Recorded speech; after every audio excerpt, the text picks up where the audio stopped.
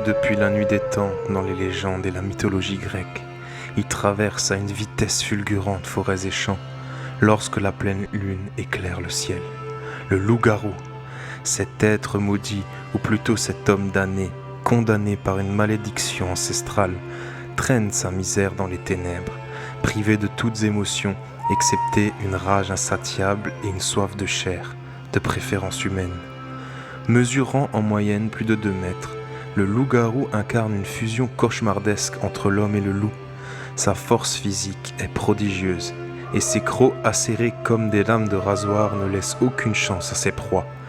Bien que le loup soit un animal grégaire, vivant en meute, le loup-garou, lui, est un solitaire, un prédateur impitoyable qui ne connaît ni fatigue ni répit.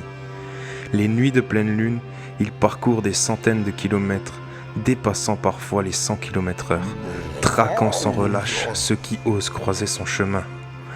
Sa transformation est le fruit d'une terrible malédiction.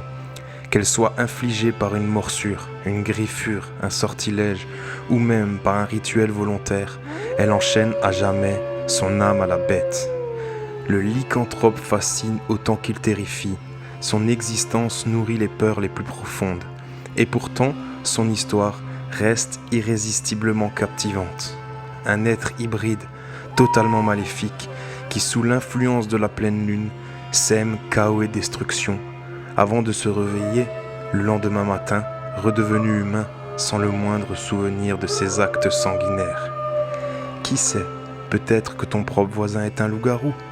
Alors prends garde, les nuits de pleine lune approchent, et il vaudrait mieux éviter de trop regarder par la fenêtre, car ce que tu pourrais y voir pourrait bien changer ta vie à jamais.